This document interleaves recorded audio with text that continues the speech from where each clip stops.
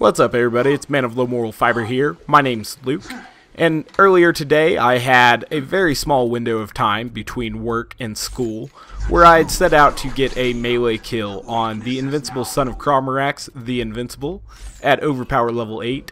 I thought it was pretty funny how they put Invincible in his name twice. That actually made me laugh out loud when I realized it today. Anywho, I had set out to get this melee kill, and I realized pretty quickly that I did not find meleeing this guy very enjoyable at all. And one of the things I wanted to do to make the meleeing a little bit more enjoyable was try to blow his claws off during this first stage. Unfortunately, he can only take so much damage during this first stage before he becomes invincible, and then summons a lot of minions and, smaller enemies about, that you can't actually blow off both of his claws, unfortunately. However, you can blow off one of those, and I recommend doing that because it's, very, very easy to blow his claw off, and that makes him a lot less dangerous and a lot easier to actually execute too. Because sometimes his claw, which has a terrible hitbox by the way, will actually get in the way of your execute, and you actually won't be able to get inside and execute him where you would want to be for additional melee strikes and health gating after that, which is aggravating, and that's why I wanted to go ahead and take off one of his claws there. Now I'm going to go ahead and try to do some more melee damage on Craw. I had started with a chaotic neutral rogue comm just to boost my fire rate, basically, on fire rate and mag size on that Lyuda so that I could go ahead and blow off one of his claws. This makes him a lot easier to melee, in my opinion. However, I still don't do a very good job during this kill, and I don't do it 100% with melee because I didn't find it very enjoyable at all, and, I didn't really want to put a lot of tries and a lot of time into this because it wasn't something I was having very much fun with. So I do use the Shock Pimpernel for extra damage on Craw, because I noticed that his main mechanic is just knockback. He just knocks you back over and over again as you try to melee him. And he's way faster than my run speed, even when I have a follow-through bonus boosted by the legendary ninja comm. So for 10 points in follow-through, he can still butt scoot around in the sand faster than I can actually run up on him. And that irritates me. He can actually outrun some executes if he's actually running away from you, which is just aggravating. I don't find it very fun or enjoyable to try to melee him. I'd relate it to trying to melee Terramorphous. It's okay. At OP8, I've meleeed Terramorphous one time. It took 24 minutes, I think. It took almost 25 minutes. It was like 24 minutes and like 32 seconds. I had to go through multiple black hole stages in order to get there. And it's just not very fun. I don't enjoy meleeing these raid bosses that are just so large and have immense knockback and move around very quickly and stuff. Terramorphous doesn't move as much as Craw. However, it has more knockback than Craw. So neither is, very enjoyable personally to melee. Obviously, they can be meleeed, and some people can melee them very well. Striker, for example, has good melee kills on both of them.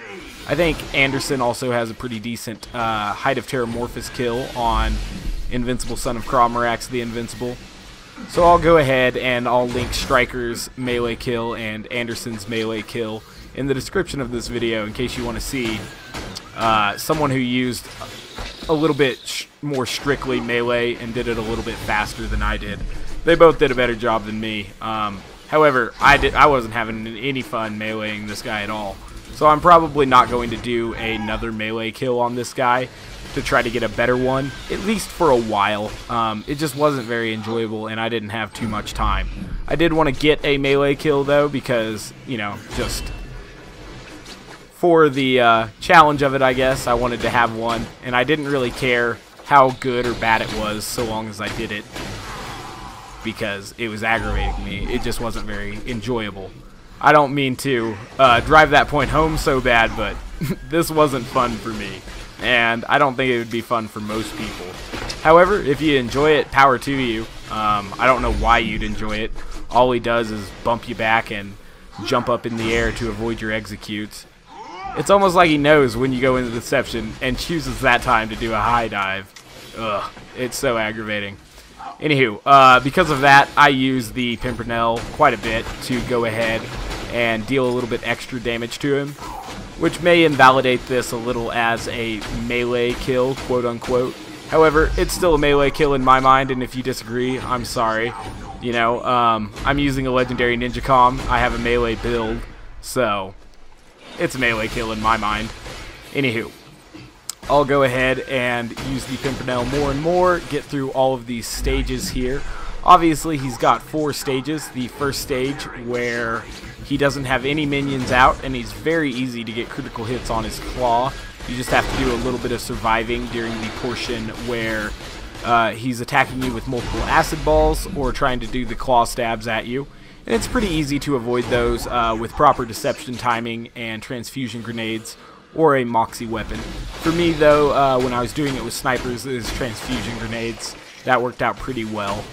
He's not too terribly tough to survive during that first portion, but during that first portion there is no second wind opportunity, so you got to keep that in mind and put a lot of, you know, a lot of priority on survival as opposed to damage, I guess.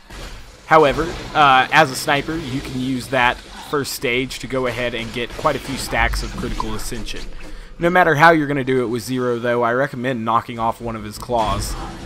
It just makes him a lot easier to deal with. Anywho, once you've knocked off one of his claws, or maybe not knocked off one of his claws, just have done enough damage to him, he'll go into the ground, regenerate a little health, and summon a lot of minions. And these minions spawn infinitely for the rest of the fight. And once you've pushed his health to a certain point in that second stage, he will go underground again and, you know, recover some more health. And then it's another stage where you just have to deal more and more damage to him. When you're transitioning to stages, you'll see him kind of ice over like that. Looks like he's like a glazed donut or something. Has a nice little sugar glaze on him. That's when he's gone invincible, and you're going to have to kill several mob enemies on the surface for him to come back up again. And when he's underground like that, he is going to recover a little bit of health. One thing I thought this game did that was like a total cock tease was to let his third stage go down to Killing Blow and then recover health out of Killing Blow range. I thought that was ridiculous. If something goes into Killing Blow range and you melee it, it shouldn't have an invincibility. You should be able to knock it out right there. I thought that was pretty lame. They should give you the opportunity to kill it before it goes underground there. That was definitely pretty lame. Was not a fan of that at all. I wasn't really a fan of the way the staging or the stages of this fight were, how that was implemented either. That was pretty lame. I don't understand why they had to make him recover health. They could just have it take quarters of his health, right? You know, and then become invincible. I don't understand why they had to give him health recovery. They could have just added more health to his total health pool. I don't know. I guess it's more than just having a high total health, but it's the same effect, more or less, other than the fact that it's kind of just teasing the player, which I think is stupid. Anywho, what else is stupid is the massive amount of knockback that he has and that the Varkids have. When things have massive amount of knockback, they're just not very fun for me to play as Melee Zero.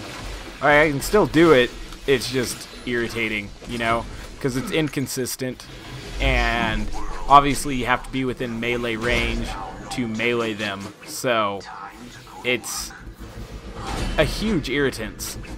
And it just seems like he knows almost when I'm in deception. I know that he probably doesn't. There's no way they've coded that into his mechanics and everything. But it seems that I got timed in such a way that he's always doing these dives and duck when I'm actually in deception, so that it's even more difficult for me to go ahead and get an execute on him. Plus, his other main anti-melee mechanic is that he sheds slag in like 2 seconds. That's pretty aggravating. He's also much, much faster than my run speed. Even when I have that follow-through bonus, I can't run and catch up with him to get melee for health gate, and that just is aggravating. See, he just always, I go into deception and up he goes. You know, that's how it goes at least. So that's why I use the Pimpernel from afar sometimes to deal a little bit of extra damage to him. I try to stay on his right side most of the time. I don't do a great job at that. And I do that because I had defeated or knocked off one of his claws. And so he has a lot less reach on one side than the other side. Again, I just really don't like knockback mechanics. It's not enjoyable at all, in my opinion. Luckily, though, we're almost finished with the third stage now, which is good. Go ahead and try to get an execute on him, but again, he jumped up in the air as soon as I threw my deception. So I just used the Pimpernel some more. You'll go ahead and see him ice over here pretty quick as we transition into the fourth stage. I gave up on that execute. I probably could have executed him there, but I gave up on it because I thought he was going to go up into the air. He had tricked me, I guess. So I apologize if you wanted to see a better melee kill from me. I'm not saying it'll never happen. It just probably won't happen. I definitely spent way too much time messing around with the mobs during this particular fight. I could have focused more on Craw himself and probably done it a lot quicker. However, you know, I didn't do that. So now he's frosted over and we're transitioning to the fourth stage now. As you can see, he was in Killing Blow and now he recovered health out of Killing Blow. I think that is just highly aggravating. It's a dirty trick game. Dirty, dirty trick. It's not too big a deal though. Weirdly, in this fourth stage, they send out some savages that start fighting the wildlife. I found that kind of weird. The first time it happened, I thought it was a glitch, but apparently that's actually what happens for some reason. I don't quite understand that, but whatever. Went ahead and switched to an inflammable shield because there were like 3 or 4 of those little incinerator varkids up in the air. Those things are pretty damn difficult. They fly around kind of like regular adult varkids, but they have fire DOT, so they're just massively aggravating. Also aggravating are the electrocutioner ones, which are basically just badass varkids with a resistance to shock, which is pretty stupid. Luckily, Crawmerax is almost in Killing Blow range now, and once I'm able to get my second wind, we'll be able to push him into Killing Blow range. I think the next time we get an execute on him. I'm not sure. Go ahead, get Kunai, try to scoot up to him here, get an execute. Alright, so he's almost in Killing Blow range. Use some Grog Nozzle melee spam for health gate and additional damage there. Unfortunately, he did go underground again. Go ahead and use my Minimus Fall Chain to survive and deal a little bit of damage to these varkids. Maybe actually kill one of these freaking fire varkids that are killing me over and over again. I gave up on it though and just used the Norfleet to kill something, as I didn't want my second wind, my second wind to be too slow for me to actually acquire it and me lose the fight right before I could have got a Killing Blow on Craw. Alright, now he's getting closer and closer to Killing Blow, using that Shock Pimpernel to get extra damage on him. Go ahead, try to get an execute, and he jumped out of the way, unfortunately again. Luckily, the next execute, I think, oh god, it's another one of these mini badass varkids. It's ridiculous that the varkid only has to evolve once to become a knockback machine like it is. Alright, there we go. Got the Killing Blow on Craw. I'm going to go ahead and skip the rest of this varkid killing and get to this last varkid because it took like an extra 2 minutes to kill all those varkids there. And it took me way too long to kill Craw, so I know you guys didn't want to see me wade through all those varkids at the end there all slowly. If they were a pool of water, that verb would have worked there. Anywho, I'll go ahead and show you the loot that I got from the chest. Noppiniz made fun of me for not noticing the 2 chests behind the waterfall. That was kind of dumb on my part. There are 2 more chests behind the waterfall in the second room. I don't get any oranges from this particular chest grouping. I had in a sniper kill though. Got an orange from one of these chests, and I got a lot of E-Techs from this run though, which is kind of weird, but I guess good if you were looking for E-Techs. Anywho, I thank you guys very much for watching. If you haven't yet, please take the time to subscribe. I'd appreciate that. And be sure to check out Striker's and Anderson's melee runs if you wanted to see some better melee gameplay against Invincible, Son of Crawmerax, the Invincible. One more time, guys, thank you very much for watching, and I hope to catch you next time. Bye, guys.